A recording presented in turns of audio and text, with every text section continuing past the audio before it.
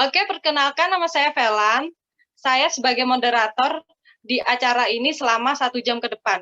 Untuk agenda hari ini, pertama, acara ini pembukaan, dilanjutkan oleh perkenalan dari komunitas, kemudian isi atau acara inti, kemudian tanya jawab, dan penutup. Oke, sebelum ke inti acara, saya akan perkenalkan komunitas penyelenggara acara ini, yaitu Langkah Baik Elaborasi. Bisa dicek ya di Instagramnya. Acara ini atau komunitas ini didirikan dengan tujuan berbagi, diskusi, dan berkolaborasi. Acara ini salah satu dari wujud dari aksi komunitas LBA. Mungkin teman-teman nanti bisa ikutin acaranya, dan follow dulu Instagramnya biar tahu nih acara apa aja yang mau diagendakan. Bisa lihat di link ya untuk ininya, di chat untuk linknya. Oke, tidak usah berlama-lama, kita langsung saja ke acara yang kita nanti-nantikan. Mungkin sebagian teman-teman agak ngerasa kesusahan memahami grammar atau merasa trauma dulu nih karena menghafal verb 1, verb 2, verb 3, atau udah bosen duluan. Kalian tepat datang di sini karena pemateri hari ini sangat berpengalaman dalam mengajar grammar. Bahkan beliau juga cukup ahli nih dalam membedah soal-soal TOEFL. Selain itu, beliau juga salah satu tutor yang berpengalaman di kampung Inggris. Mungkin nanti kalian juga bisa sharing nih kursusan apa aja yang kalian butuhkan di sana biar si pemateri yang akan menjelaskan. Kita langsung saja kita sambut pemateri hari ini, yaitu Miss Sri Surya Mandala. Waktu dan tempat saya persilahkan. Baik, terima kasih Kak Vela. Iya. Saya nanti dikasih waktu berapa menit, Kak? Boleh 40 menit, boleh, Kak. Itu 40 menit udah sama tanya jawab ya? Iya. Iya. Baik, terima kasih teman-teman. Mungkin teman-teman di sini ada yang udah pernah belajar grammar, ada yang belum ya, ada yang baru belajar speaking aja. Mungkin teman-teman ada yang merasa kesulitan di dalam belajar grammar. Biasanya sih ya, anak-anak itu ngerasa bosan kalau udah namanya belajar grammar. Kenapa? Karena terlalu banyak rumus ya, beda sama speaking. Kalau speaking itu yang penting praktis aja udah gitu. Tapi kalau grammar kita harus memahami apa itu rumusnya gitu. Nah, sesuai dengan tema kita hari ini ya, baik. Aku bisa share kali ya, Kak Bella? Bisa share screen ya? Iya udah. Nah, untuk materi kita ini, kebetulan untuk peserta terbatas ya Kak Vela ya.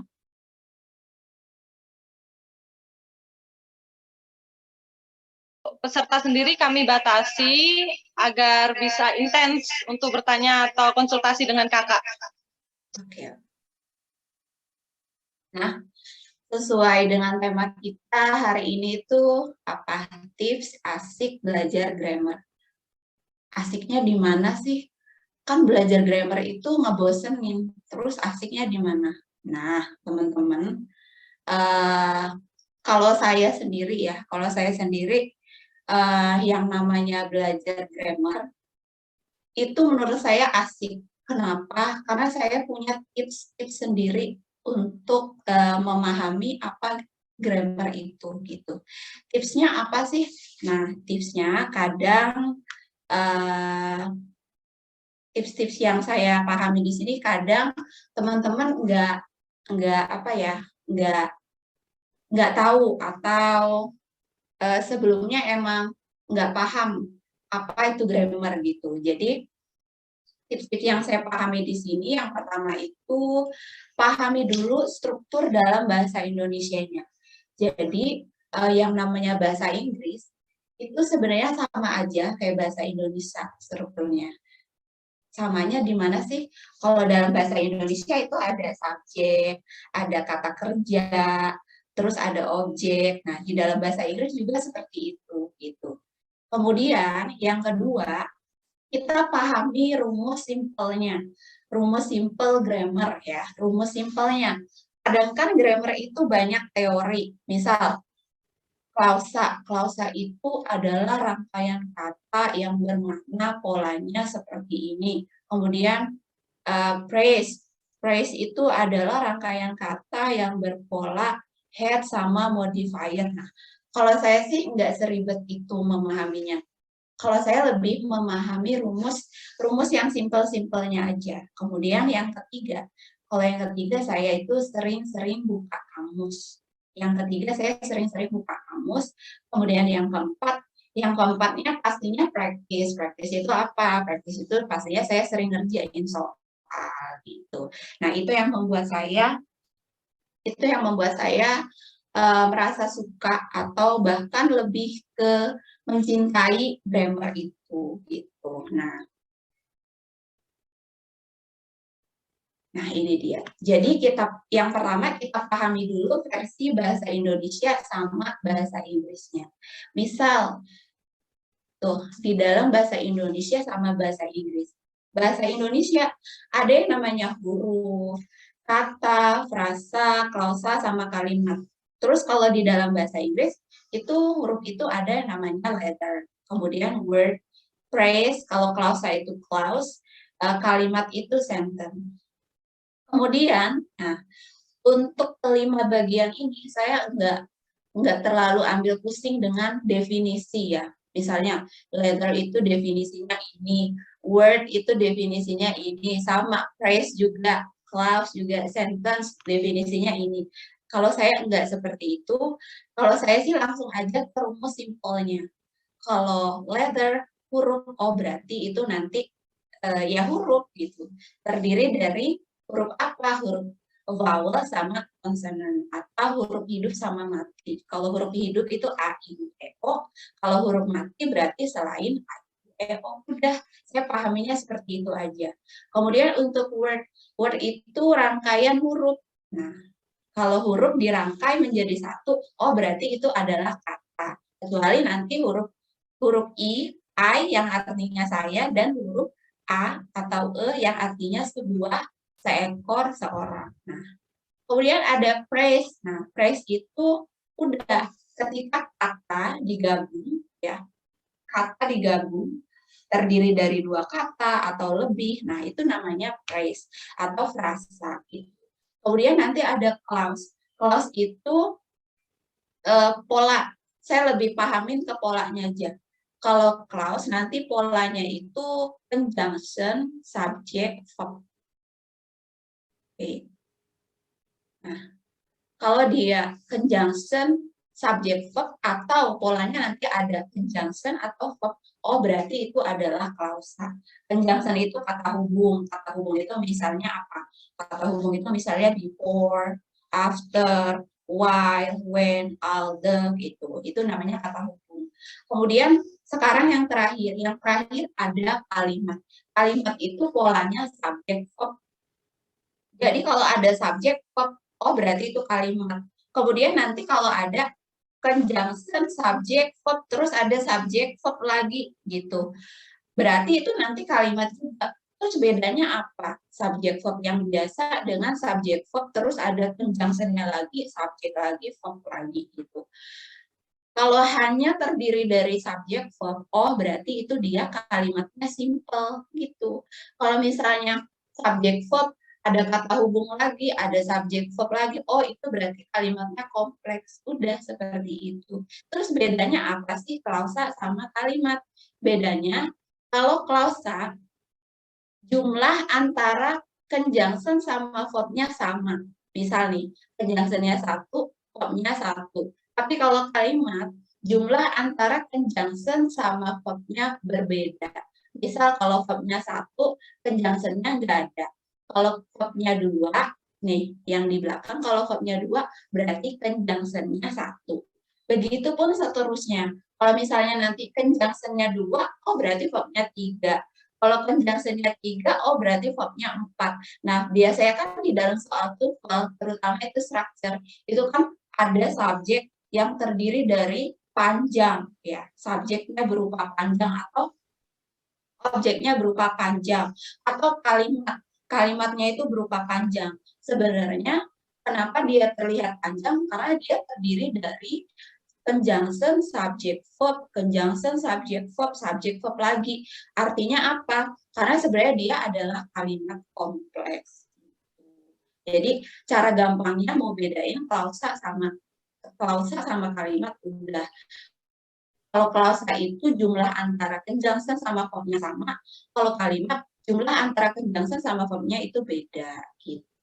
Artinya apa? Kalau kalimat verbnya lebih banyak satu daripada conjunction-nya. Nah, itu dia. Nah, selanjutnya ada part of speech. Part of speech itu namanya kelas kata. Nah, ini ya, kita masih harus bisa bedain lagi bahasa Indonesia versus bahasa Inggrisnya. Jadi ada namanya part of speech atau kelas kata. Kenapa sih kalau dalam bahasa Inggris part of speech itu penting? Iya dong, penting. Kenapa? Padahal kan di dalam bahasa Indonesia artinya sama, tapi di dalam bahasa Inggris nanti tulisannya beda. Misal, kalau misalnya lembut, nah lembut, sebenarnya kita bilang lembut aja. Kalau misalnya dia non itu atau kata benda, nah nanti di dalam bahasa Inggrisnya itu beda gitu. Antara yang namanya kelembutan, lembut dengan lembut, melembutkan. Nah, itu nanti dalam bahasa Inggrisnya beda. Walaupun kita dalam bahasa Indonesia bilangnya udah lembut. Sebenarnya kan ini di dalam bahasa Indonesia kelembutan kita bisa bilangnya udah lembut. Terus ini dengan lembut sebenarnya dalam bahasa Indonesia kita bisa bilang aja lembut. Terus melembutkan sebenarnya dalam bahasa Indonesia kita bisa bilang aja lembut. Tapi nanti dalam bahasa Inggrisnya itu berbeda. Misal kalau kelembutan bahasa Inggrisnya apa? Coba teman-teman udah buka kamus belum? Udah download kamus belum? Jadi kamusnya anak grammar itu teman-teman kalau mau yang basic teman-teman boleh download kamus Bravolol. Nah, kamus Bravolol ini nanti definisinya bisa berupa bahasa Indonesia, penjelasannya juga. Terus kalau misalnya nanti levelnya udah tingkat atas, baru teman-teman bisa download kamusnya Merriam-Webster, Oxford atau Cambridge gitu. Coba kalau misalnya teman-teman download kamus Bravolol ya, itu kita sekarang buka, atau teman-teman jangan download dulu, buka aja di webnya kamus Bravolol.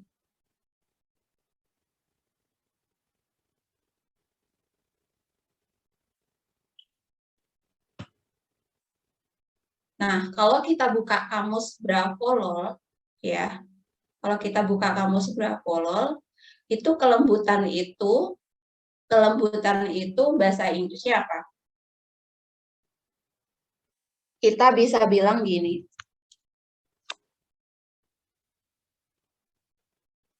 Oh, softness. Kita bisa bilang softness. Terus kalau lembut? Soft. Iya. Kalau lembut, kita bisa bilang soft bahasa Inggrisnya. Terus kalau dengan lembut? Softly. Dengan lembut apa? Softly ya? Iya, betul. Terus melembutkan.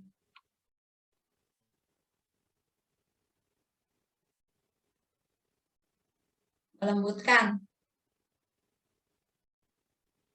Softer. Tulisannya gimana?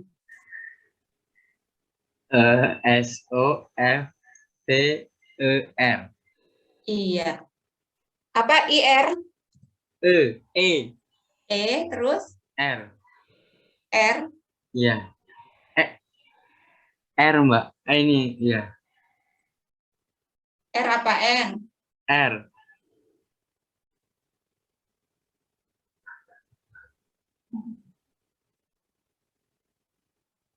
Kalau software bukan kata kerja nanti.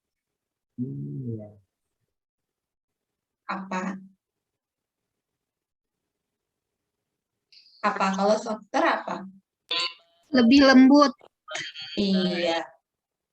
Kalau kita cari yang kata kerjanya.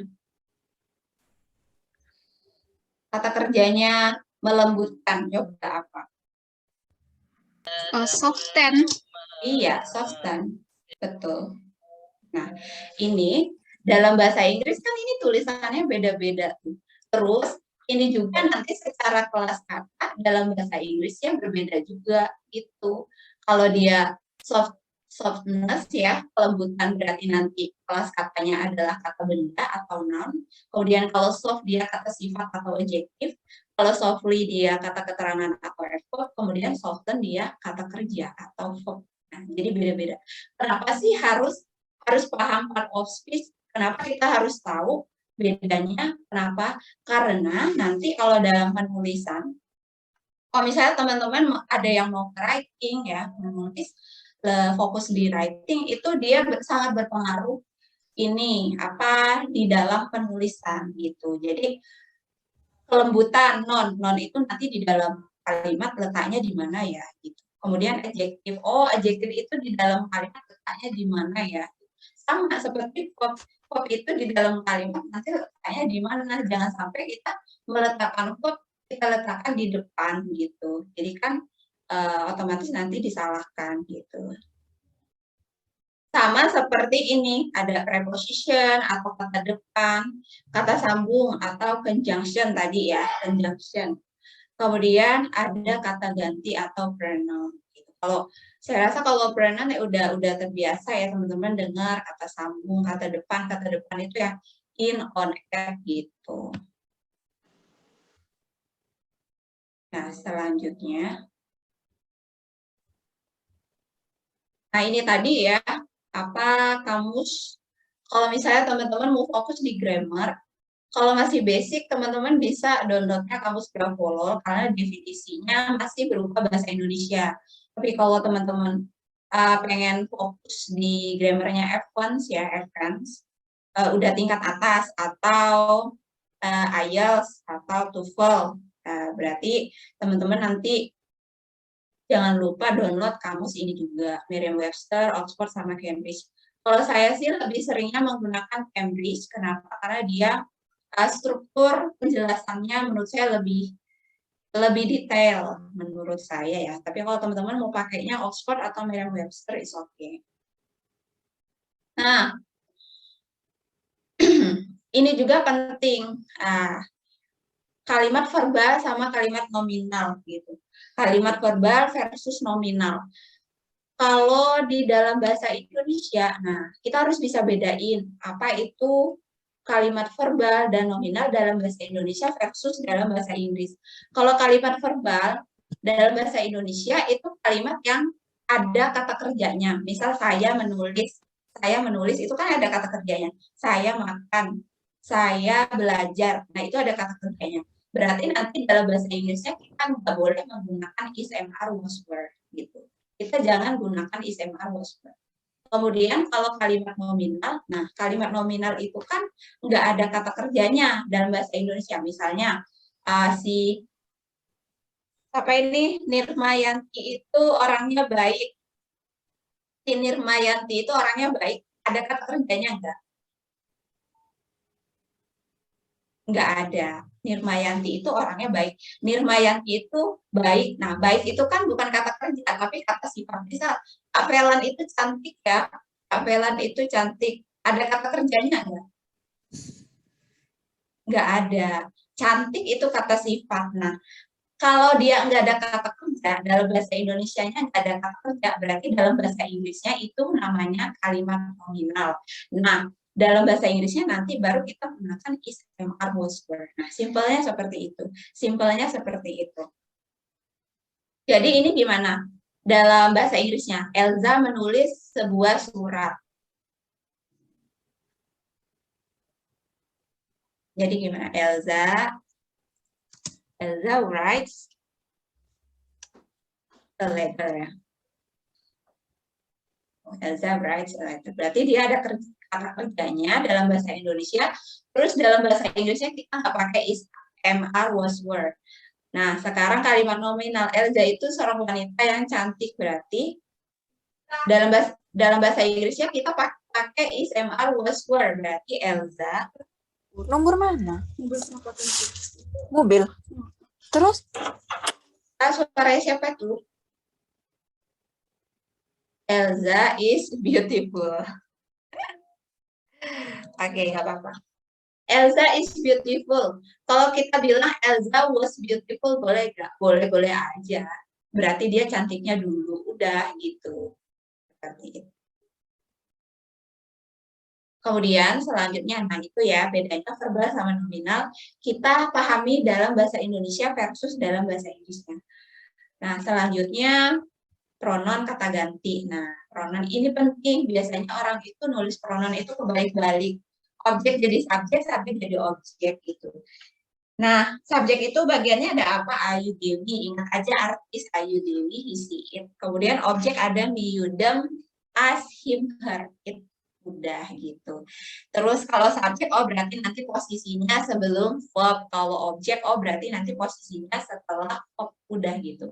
Misal, dia laki-laki. Nah, dia laki-lakinya ini sebagai subjek. Kenapa? Karena letaknya sebelum verb mencintai. Berarti he loves. Berarti he loves. Nah, dia laki-laki. Dia laki-lakinya sebagai subjek karena terletak sebelum verb. Nah, verb-nya kan love. Nah, terus dia perempuannya kita gunakan yang objek. Kenapa? Karena letaknya setelah verb. Nah, contoh lagi kita akan mengunjungi mereka. Berarti kitanya di sini sebagai subjek karena terletak sebelum mengunjungi. Mengunjungi itu verb. Kitanya di sini sebagai subjek. Oh, berarti we will visit them. Berarti we will visit them. Udah seperti itu. Jadi jangan kebalik-balik. Kenapa sih? Karena kalau dalam bahasa Indonesia yang namanya saya di dalam subjek, sayanya sebagai objek, sayanya sebagai kepemilikan itu sama aja gitu. Nggak berubah-berubah, tetap aja dia bilangnya I. Tapi kalau dalam bahasa Inggris dia berbeda. Sama di sini kepemilikan. Ada my, your, their, our, his, her, sama its. Dan kepemilikan ini nanti harus bertemu dengan noun atau kata benda. Misalnya ayahku, ayah miliknya aku. Berarti my father. Gitu. My father loves my mother. Gitu. Rumah kami, rumah miliknya kami. Oh, berarti pakainya our. Jangan sampai nanti nulisnya we house. Nah, kan ada. Saya sering nemuin murid yang nulisnya kayak gitu. Rumah kami bilangnya we house atau us house gitu. Harusnya apa? Harusnya our house is very big. Nah, seperti itu. Kemudian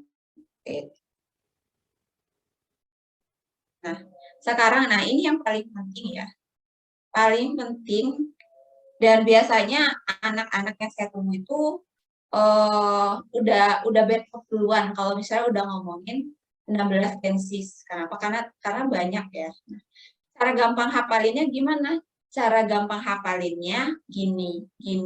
Yang namanya kita hidup ya. Yang namanya kita hidup. Jadi ada 3 fase. Fasenya fase apa? Fasenya masa lalu, masa sekarang, sama masa depan gitu. Ada 3 fase, ingetin ya. Yang namanya kita hidup itu ada 3 fase. Fase masa lalu, masa sekarang, sama masa depan. Gitu. Berarti ada past, present, future. Ada past, present, future. Kemudian nanti ada satu ini yang nggak terkendali. Nggak terkendali itu maksudnya gimana? Ada nanti namanya past future. Past future itu apa sih? Past kan lampau, future kan masa depan. Masa digabung-gabungin? Berarti lampau masa depan gitu. Enggak seperti itu.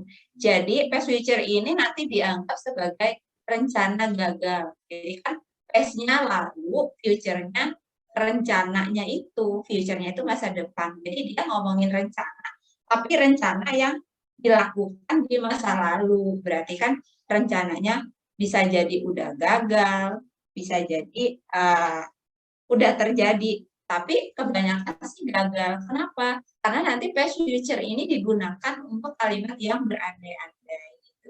Jadi pahami di sini ada past, present, future, sama past future. Nah, terus selanjutnya gimana? Selanjutnya di masa lalu, masa sekarang, masa depan, atau rencana gagal ya, itu masing-masing atau kita anggaplah gini, ini ada keluarga past, keluarga present, keluarga future, sama keluarga past future. Dan masing-masing keluarga ini punya 4 anak yang sama. Jadi past ini punya anak namanya simple, continuous, perfect, sama perfect continuous. Present juga sama seperti itu. Future juga sama seperti itu, dan past future juga sama seperti itu. Nah, terus nanti nyebutnya gimana? Cara nyebutnya gampang. Jadi nanti anak pertama disebut duluan. Misalnya gini, simple past. Nah, jadi anak pertama disebut duluan, simple past. Kemudian yang kedua, dia nggak disebut duluan. Jadi kita nyebutnya past continuous. Yang ketiga, past perfect. Yang keempat, past perfect continuous. Sama, yang present juga seperti itu. Jadi anak yang pertama disebut duluan, simple present. Yang kedua, present continuous, yang ketiga present perfect, yang keempat present perfect continuous, yang future juga sama seperti itu. Jadi anak pertama disebut duluan, simple future, future continuous, yang kedua, yang ketiga future perfect, yang keempat future perfect continuous. Past future juga sama seperti itu. Jadi nanti hasilnya kalau teman-teman tulis, nah seperti ini. Hasilnya ada 16 nama tenses. Ada 16 tenses. Untuk namanya dulu ya, ini ada 16 tenses seperti ini. Kemudian sekarang ke rumus. Nah, untuk rumus tenses ya, rumus tenses teman-teman itu cuma ngapalin 5 aja. Nah, jadi teman-teman itu cukup ngapalinnya 5 aja. Kalau past itu kan lampau, oh berarti nanti verb 2 misalnya verb 1-nya go, verb 2-nya apa ya? Bingung. Ya, berarti lihat kamus. Tadi kan apa? Tips dari saya tadi, sering-sering buka kamus. Berarti verb 2-nya apa? Oh, verb 2-nya when. Kemudian present. Kalau present itu yang kita hafalin nanti verb 1 atau verb 1 yang ada S-nya gitu. Kalau future nanti will bertemu dengan verb BI. Verb BI itu verb murni, verb yang belum mendapatkan tambahan apapun, yaitu verb bare infinitive. Nah, yang keempat continuous itu nanti be plus verb ing. Be itu berarti nanti keluarga be. Keluarga be itu ada be, is, are, was, were, been, being. Nah, maksudnya di situ be. Nanti kalau be bertemu verb ing. Perfect nanti bertemu perfect nanti rumusnya have bertemu verb 3. Udah, teman-teman untuk rumus tenses itu sebenarnya simple, ngapalin aja 5 rumus ini. Nah, kalau 5 ini udah hafal, terus nanti gimana? Nah, nanti kita kawinkan. Caranya kita mengkawinkan. Kawinkannya seperti apa? Nah, seperti ini. Misal, kita pengen bikin kalimat nih, kalimatnya mereka pergi. Berarti rumusnya, tensesnya kita pengennya present, perfect, continuous. Berarti nanti kita masukin rumusnya. Tadi rumusnya present. Rumusnya present itu verb 1 atau verb 1 ada S-nya. Perfect itu rumusnya have ada verb 3-nya. Kemudian continuous itu di ada verb ing-nya. Berarti kita sekarang masukkan. Coba kita masukkan di sini rumus.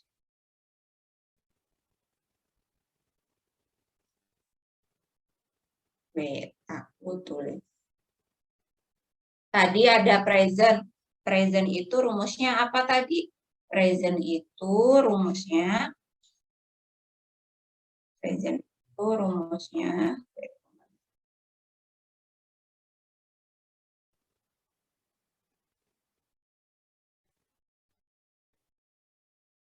bab 1. Aduh, nggak kelihatan ya warnanya ini.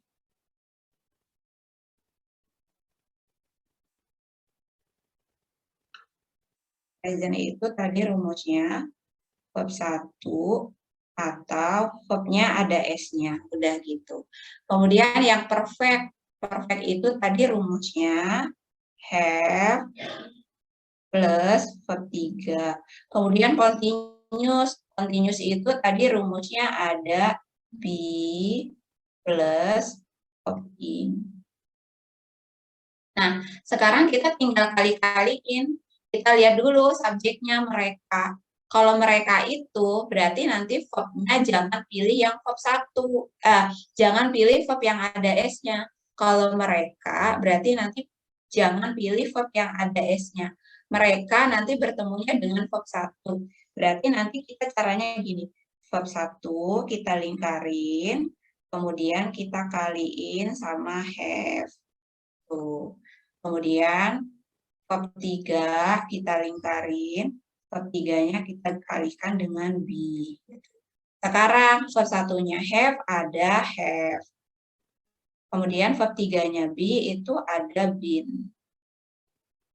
Nah, kalau teman-teman bingung, verb 3-nya be apa ya? Buka kamus Bravolol. Di situ ada, di situ tersedia.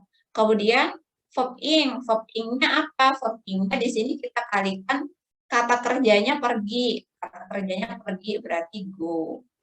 Nah, go. Kita kalikan lagi di sini.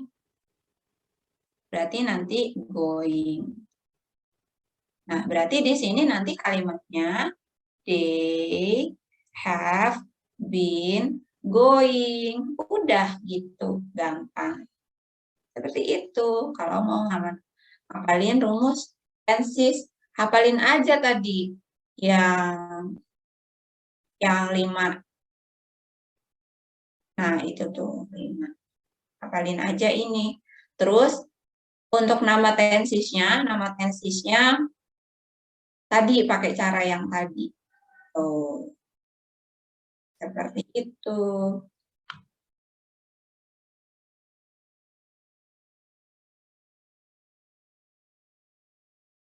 Contoh lagi, misalnya mereka pergi pengennya future perfect continuous.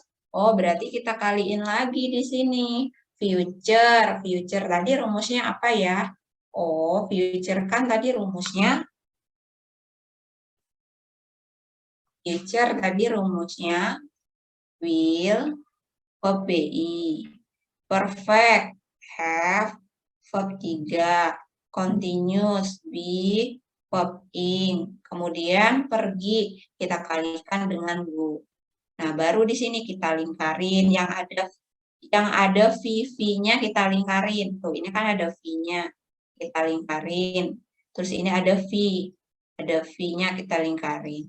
Udah, berarti nanti will have been going. Gitu. They will have been going. Terus fungsinya apa sih dari masing-masing tenses itu? Nah, kalau fungsinya nggak bisa dijelasin di sini. Kenapa? Karena terlalu panjang ya fungsi. Karena setiap tenses itu fungsinya beda-beda. Nah, kalau teman-teman pengen tahu secara simpelnya, berarti nanti gini aja.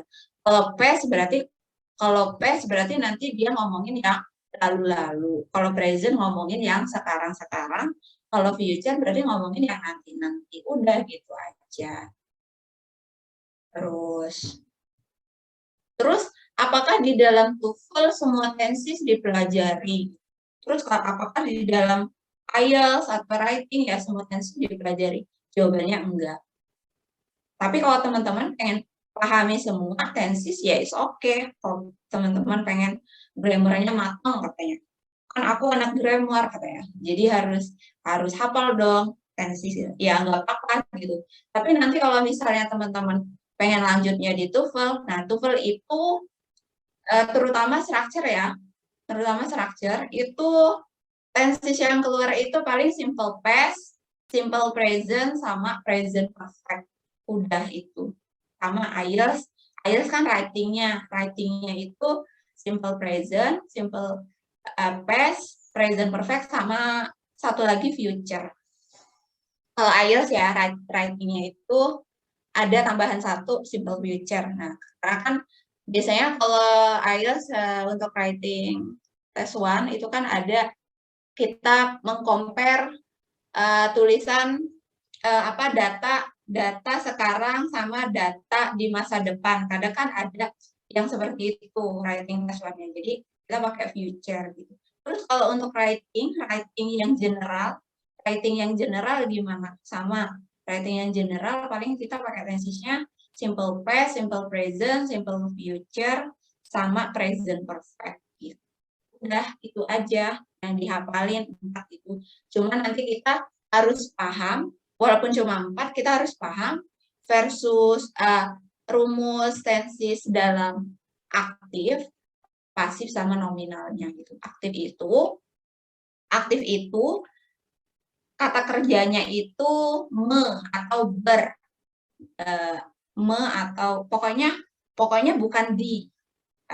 Aktif itu kata kerjanya bukan di. Misal kayak ini, pergi, oh berarti nanti aktif. Bermain, nah berarti aktif. Mereka bermain, oh berarti itu aktif. Mereka membaca, oh berarti aktif. Kalau pasif itu kata kerjanya di. Misal buku itu dibaca, nah pasif. Bahasa Inggris itu dipelajari, oh itu pasif. Terus kalau nominal apa? Nominal yang tadi yang dijelasin di awal. Nominal itu di dalam bahasa Indonesianya nggak ada kata kerja. Gitu. Nah, terus, ini jangan lupa teman-teman juga harus pahami kesesuaian antara subjek sama verbnya gitu.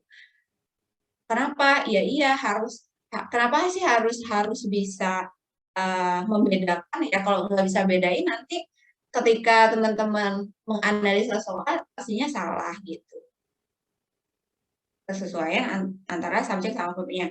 Misal tadi kalau kita pilihnya is MR, kalau subjeknya you apa ya? Oh jangan sampai you ketemunya is gitu. Terus kalau kita pakai do does itu biasanya kan di kalimat negatif ya. Do not, does not. Atau interrogatif, do you, does she gitu. Nah, ini penggunaannya. Kalau do untuk Ayu Dewi, kalau does berarti untuk he, she, it. Sama have, has juga. Terus was, were juga seperti itu. Jadi ini juga penting. Untuk level dasar ini harga mutlak gitu. Nah mungkin itu aja ya yang bisa saya sampaikan. Karena kan grammar itu kan banyak ya, nggak mungkin dong saya jelasin semuanya gitu. Ya saya jelasin inti-intinya aja, poin-poinnya aja yang harus teman-teman pahami ketika mau memahami grammar dari awal ya, dari awal. Yang pertama teman-teman pahami dulu sumber dalam bahasa Indonesia, dan bahasa Inggrisnya. Kemudian pahami rumus simpelnya aja, nggak usah pakai yang teori ini apa definisi ini, nggak usah, intinya aja gitu, poin-poinnya. Kemudian yang ketiga teman-teman itu harus sering buka kamus. Nah itu udah ketentuan ya. Kenapa kalau kita nggak buka kamus nanti kita tersesat gitu, karena kita kan bukan native gitu. Kemudian praktis berarti ngerjain soal. Nah untuk grammar sendiri, kalau misalnya teman-teman pengen referensi bukunya apa, pastinya yang pertama nanti teman-teman bisa cari bukunya itu Betty Azar ya, pengarangnya Betty Azar, atau Marcella Frank. Nah, atau kalau misalnya kekinian di kampung Inggris itu ada namanya Top Grammar. Kalau Top Grammar kan dia sama kayak, kalau kamus itu kayak Bravolol. Kenapa? Karena definisinya dalam bahasa Indonesia. Tadi kalau yang Marcella Frank sama Betty Azar itu dia definisinya pakai bahasa Inggris gitu. Jadi seperti itu aja teman-teman. Gimana Kak Vela? Wah, seru banget ya. Sebelumnya saya juga belajar grammar udah bosen duluan nih dengan tips-tips yang mungkin tergolong jadul ya. Setelah menggunakan seperti yang Miss Surya sampaikan itu, saya mulai bisa writing seperti itu. Mulai percaya diri, nulis. Karena itu lebih mudah untuk digunakan ya. Tidak harus Iya. menghafal 16 rumus tenses, ketika nanti ketemu modal berubah lagi, dipasifkan berubah lagi. Tapi dengan rumus atau tips ini, saya mudah untuk memahamin sih. Dan Kak mungkin Vela, dari teman-teman ada yang mau bertanya. Iya, mungkin. Boleh raise hand. Mungkin ini siapa tadi ya? Sela. Atau Iya, Nirma mau bertanya, Nirma.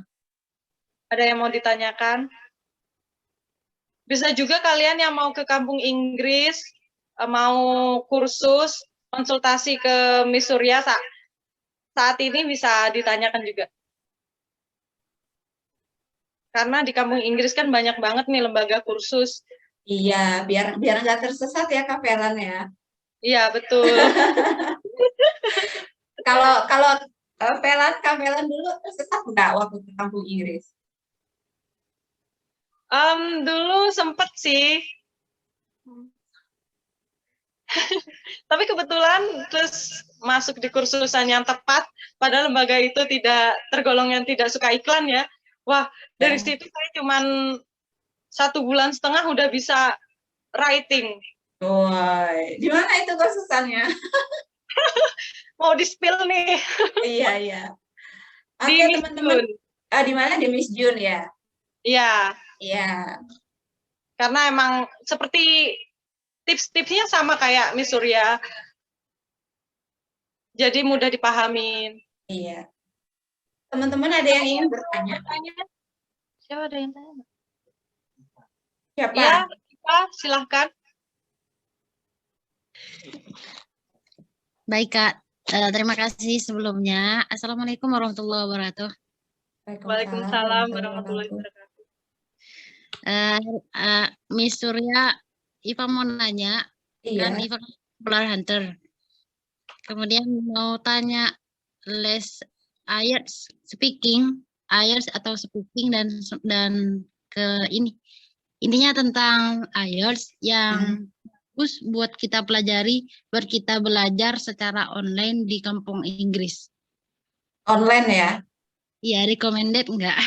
Oh, recommended enggak?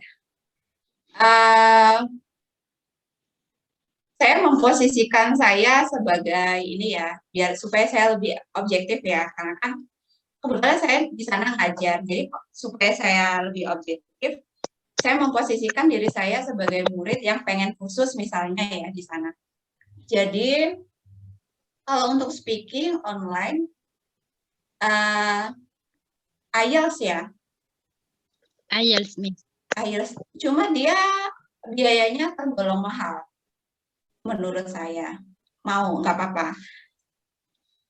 Ada itu namanya Mr. Alex. Tapi itu juga harus ownernya yang ngajar gitu. Karena kan dia banyak banyak asisten gitu. Jadi menurut saya kalau misalnya saya seorang murid pengen les di situ, pengen ngambil IELTS, terutama di speaking, saya lebih suka kalau misalnya ownernya yang ngajar, bukan asistennya gitu.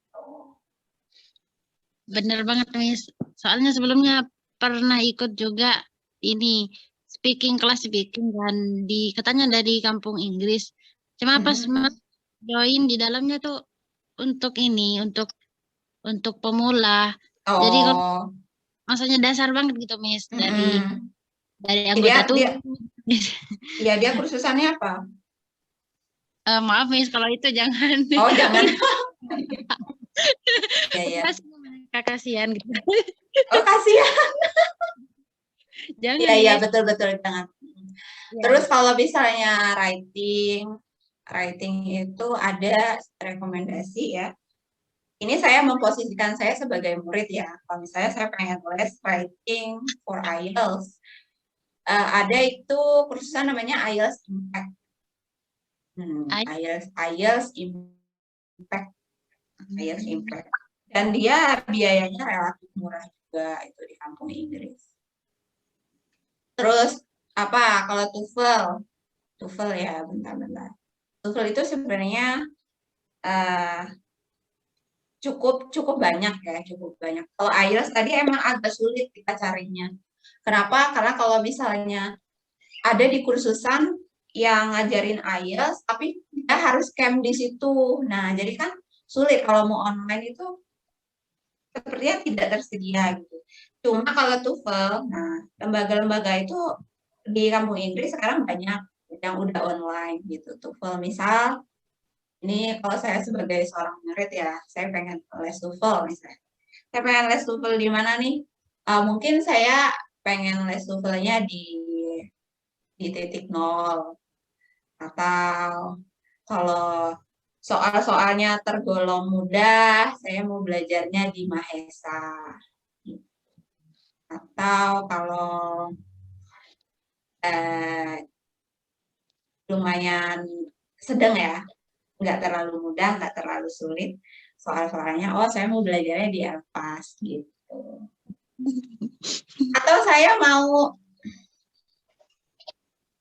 ke lembaga, bukan lembaganya, saya nggak tahu sih ya, ini dia udah mulai apa, kalau kita les di situ dia kasih sertifikat atau enggak, karena sebenarnya dia lembaga baru. Dan namanya juga, nama kursusannya saya lupa, cuma dia yang ngajar namanya Mr. Budin. Nah, itu dia bagus juga gitu. Terus kalau grammar ya, grammar itu kalau di kampung Inggris itu yang kata Kak Vela tadi, itu udah yang terbaik menurut saya. Miss June. Itu betul. Saya objektif ya, benar, walaupun misal saya sebagai seorang murid, nah, saya nggak tahu apa-apa, terus saya dapat spoiler kayak gini ngajarnya, terus saya coba gitu, misal les di situ, iya betul, itu menurut saya pembelajarannya udah yang terbaik di kampung Inggris. Kenapa? Karena dia nggak terlalu ribet. Yang pertama nggak terlalu ribet ya. Menjelaskan definisi itu ini definisi ya, enggak. Terus banyak soal-soal latihannya ya, soal-soal latihannya dia lebih ke writing, tapi itu membantu kita di TOEFL bagian structure. Terus kalau kita mau ke IELTS itu membantu kita di bagian writing test 1, writing test 2, karena kan IELTS ada 5 ya tesnya, writing test 1, writing test 2, terus apa, speaking, listening, sama reading. Seperti itu. Iya. Miss Surya dulu masih aktif ngajar di mana, Miss? Yang di kampung Inggris? Oh, dulu kan saya ngajar di Elpas, terus udah out ya, udah resign. Nah, sekarang saya jadi asistennya Miss June. Tapi saya tadi bilang kalau program grammar yang Miss June itu yang terbaik di kampung ini, bukan karena saya bekerja di situ ya, bukan karena saya asistennya dia, bukan, saya objektif. Kalaupun saya nggak direkrut di situ, saya pasti akan bilang kan bagus di situ. Betul. Kemudian grammar lagi bisa tempat lain, apakah ada yang bagus? Ya ada yang lumayan lah ya, lumayan aja ada, kayak di Smart itu kenapa bagus, karena dia pakai sistem placement test itu. Kenapa sih dianggap bagus kalau pakai sistem placement test? Iya dong, jadi nanti nggak sembarangan murid yang bisa masuk ke situ gitu. Kemudian ada lagi nggak yang recommended? ada yang lumayan ya, yang lumayan itu ada Kresna, Elva juga, terus. Tapi itu balik lagi tergantung sama teachernya, tergantung dengan teachernya yang ngajar. Kalau untuk program yang disuguhkan itu lumayan, tapi tergantung lagi dari teacher yang mengajar. Seperti itu. Ada pertanyaan lagi? iPhone. Saya, Miss. Menurut Miss Surya, saya dulu juga. Suara apa itu? Ya, halo. Oke, Ya, saya Kak. juga objektif banget ya tentang kursusan di kampung Inggris, soalnya saya juga pernah ke sana tuh. Pernah juga tersesat karena nggak tahu. Karena kalau kita tanya di sana mungkin mereka saling mempromosikan kursusan masing-masing ya. Dan waktu saya udah coba masuk di Miss Jun itu, Miss Jun sendiri tidak mempromosikan kursusannya. Betul. Dan betul, beliau orangnya sangat tegas. Kalau kita misalnya tidak disiplin, itu bakal dinasehatin sama beliau, kayak diluruskan lagi niat kita ke kampung Inggris itu seperti apa. Dan berkat beliau juga saya masuk ke sana, saya bisa writing. Ya 1,5 bulan di sana udah bisa writing, itu menurut saya karena saya sebelumnya sangat kesulitan dalam belajar bahasa Inggris. Kak, itu ada yang mau bertanya ya? Kak Nirma ya? Izin Kak mau tanya tentang kalau misalnya ini kan kalau misalnya tidak bisa ke kampung Inggris, saya ingin belajar sendiri misalnya, itu tips and triknya dari Miss Surya itu kayak gimana ya Kak? Oh, belajar sendiri. Iya, untuk belajar grammar. sendiri. Ya, Oh, bahasa berarti Inggris. itu Kak, beli buku referensinya tadi Marcella Frank, Betty Azar, Top Grammar, itu pelajari aja sendiri gitu. Karena kan pengennya otodidak kan? Ya, otodidak. Ya, otodidak berarti baca buku, buka YouTube, tapi lihat juga tutornya yang ngajarnya ya, buka YouTube. Ya udah itu aja sih kalau saya. Mungkin teman-teman juga bisa download Brakelol. Kamus itu sangat membantu banget. Iya, karena betul. kalian bisa lihat itu kata kerja atau kata sifat. Terus di situ ada contoh penggunaannya juga. Iya, betul. Untuk level dasar ya, level dasar belajar grammar, teman-teman boleh download Kamus Brakelol itu. Tapi kalau mau level advance ya, teman-teman grammarnya udah tergolong oke, terus pengen lanjut di writing yang advance atau TOEFL atau IELTS ya teman-teman download Cambridge ya. Oxford juga boleh. Saya seringnya Cambridge. Mungkin teman-teman ada yang mau bertanya lagi? Iva, gimana Iva? Iya, Miss. Caranya Miss Surya beradaptasi dengan model-model pembelajaran, model-model TOEFL, model-model kan otomatis kalau di awal-awal tuh pasti males banget gitu kan, Miss. Karena beradaptasi dengan lingkungan yang harus memaksa untuk belajar TOEFL dan IELTS. Bagaimana itu, Miss? Itu karena goal ya, lebih ke goal sih. Kita goalnya pengen apa? Oh, kita pengen daftar beasiswa misalnya. Pasti kan mau nggak mau, beasiswa itu ternyata mengharuskan TOEFL. Atau kita pengen so-soan, saingan sama teman-teman. Yuk, gede-gedean skor TOEFL yuk, gitu. Songong-songongan gitu. Nah, itu kan sebenarnya karena kita ada tujuan gitu ya. Itu yang membuat rasa malas itu terkikis dengan tujuan kita gitu. Lebih ke ini sih Kak, tentukan dulu tujuan kita itu apa gitu. Terus belajar ya pasti ada malesnya ya, belajar ya. sebenarnya lebih ke bosen sih ya. Kalau misalnya yang dipelajari itu aja lebih ke bosen gitu. Tapi kalau misalnya tujuannya jelas, rasa bosan itu ya ini aja apa bakal terkikis gitu. Seperti itu, Kak Iva. Gimana? Sepertinya ada penanya lagi. Iya, ada Ruri, yang ya? Ruri, silakan Ruri. Mbak Ruri. Sebelumnya, Assalamualaikum warahmatullahi wabarakatuh. Waalaikumsalam warahmatullahi wabarakatuh.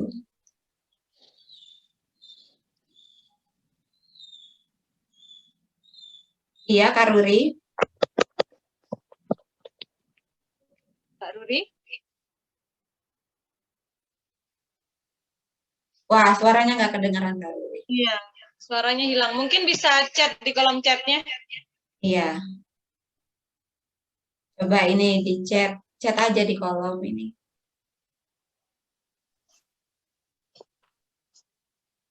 Halo, Kak Ruri. Maaf Kak, terputus koneksinya. Oh iya, coba bisa diulangi pertanyaannya, Kak Ruri? Iya Kak, ini mau tanya Kak, untuk kita bisa tips biar kita bisa confident saat speaking tuh gimana gitu loh Kak. Soalnya kan kadang kan kalau udah kita belajar grammar, kita kan jadi kayak apalagi udah belajar structure tuh. Terus Oh kita tuh iya kalau ya. mau ngomong speaking tuh jadi kayak aduh bener nggak ya? Aduh aku salah Iya. nggak ya gitu. Terus ya biar kita bisa fluent speaking tuh gimana Oh tipsnya? iya. Jadi misal awalnya ambil kelas speaking ya. PD itu ya, PD. Kemudian ambil grammar, kelas grammar. Terus pas udah belajar grammar jadi nggak pede karena nanti kalau ngomong takut salah grammarnya gitu ya. Iya betul gitu Kak. Heeh. Soalnya kan bingung juga Iya. kan mau di awal tuh mau belajar apa dulu nih, mau apalagi kalau udah random semuanya dipelajarin jadi kayak Iya, betul. nggak bisa bagi fokus juga gitu. Jadi Heeh. sebaiknya tuh kita harus belajar tuh dari mana dulu gitu Kak. Maksudnya Iya. untuk orang yang benar-benar masih pemula kayak gitu. Hmm. Ya. Kalau saya saranin sih ya speaking dulu ya Kak. Speaking dulu. Justru nanti kalau misalnya grammar dulu, belum belajar speaking, terus mau belajar speaking itu benar-benar A, A, U, gitu. Benar-benar dia takut banget gitu. Cuma kalau misalnya awalnya speaking, udah pede, terus belajar grammar. Nah, grammarnya udah tahu, terus dia mau lanjut speaking lagi, apa salah gitu. Tapi kan setidaknya di awal dia udah ada fondasi gitu. Terus biar pede gimana sih? Biar nggak ngerasa takut grammarnya salah atau enggak gitu ya. Cari temen yang sefrekuensi. Saya seperti itu, saya sama teman saya, kita sama-sama ambil kelas speaking dulu awalnya, kemudian kita fokus di grammar, terus sekarang sama-sama udah fokus di TOEFL ya, di writing gitu. Terus kalau speaking gimana? Ya itu, karena kita sefrekuensi, maksudnya sama-sama gitu ya. Jadi saling membenarkan gitu. Ada yang saling membenarkan. Ya kamu kan grammarnya salah gitu. Harusnya kali ini, oh iya, kan harusnya ini gitu. Jadi cari temen yang satu frekuensi Kak gitu. Terus kalau nggak ada temennya gimana? Cari komunitas. Terus kalau masih bingung, ya udah sama kita-kita. Gitu. Siapa tadi yang nanya? Kak siapa? Ini ada Kak Hafid ya. Untuk penanya terakhir ya. Tadi yang barusan tanya siapa? Kak siapa? Oh, barusan Kak Ruri. Kak Ruri. Iya. Kak Ruri gimana Iya, Ruri. Kak Ruri? Iya. Oke. Iya. Iya. Itu Kak, cari partner yang frekuensi aja Kak. Oke. Iya. Oke, Terima terus? kasih. Iya, sama-sama Kak Ruri. Oke Kak Hafid. Ya, Miss. Halo, tes. Halo, tes. Kedengar suara? Udah, full. Halo? Halo. Koneksi. Teman-teman pada dengar suara Kak Hafid kan ya? Iya. Iya, udah kedengeran Kak Ya, Hafid? dengar. Ini saya mau nanya, kan Iya. dalam Miss-nya kan di kamu Inggris, mau Oke. nanya 4 lembaga yang bisa belajar untuk mengajar, Miss. Kan kalau di BEC kan ada MS itu. Selain Oh, BEC itu ada nggak, Miss? BSc aja menurut saya yang recommended. Untuk Tempat mengajar, lain, iya. untuk mengajar basic. Untuk mengajar basic ya. Iya. Ya, menurut saya sih BSc yang recommended. Karena kan kalau di BSc itu kita kayak ada kalau di kuliahan itu kayak PKL gitu. Kayak magangnya. Jadi nanti kita udah di tahap keberapa kita magang ke sekolah gitu. Di sekolah itu kita ngajar. Berarti kan nanti ada praktiknya gitu. Itu kalau BSc.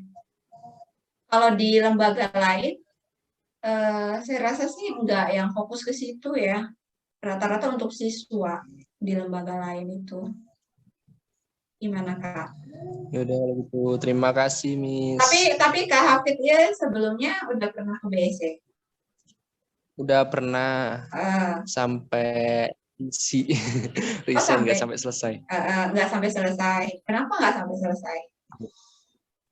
Ada kuliah. Oh, ada kuliah. Ya udah, berarti nanti lanjut lagi ke situ. Iya, insya Allah. Iya, iya. Atau kalau misalnya Kak Hafid ini udah punya basic mengajar,